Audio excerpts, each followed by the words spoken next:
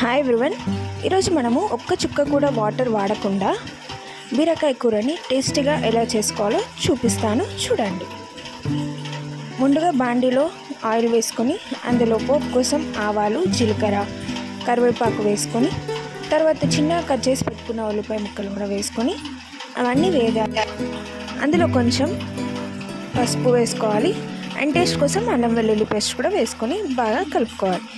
ఇవన్నీ బాగా వేగాక మనము ముందుగా కట్ చేసి పెట్టుకున్న బీరకాయ ముక్కలని వేసుకోవాలి.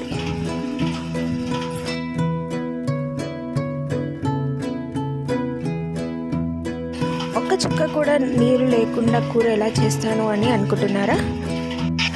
అయితే మన కర్రీలోని సీక్రెట్ ఇంగ్రీడియంట్ చూసేయండి, పాలు. మనం దీంట్లో మనకి తగినన్ని పాలు పోసుకొని బీరకాయ ఉడికే వరకు మూత పెట్టుకొని మధ్య మధ్యలో కలుపుతూ ఉండాలి. మనం పాలు పోసుకోవడం వల్ల కర్రీ చాలా టేస్టీగా కమ్మగా ఉంటుంది.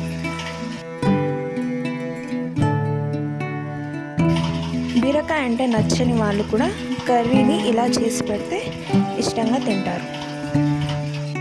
బీరకాయలు ఉడికిన తర్వాత మనం ఇందులో మనకు కావాల్సినంత ఉప్పు, కారం వేసుకొని కలుపుకోవాలి.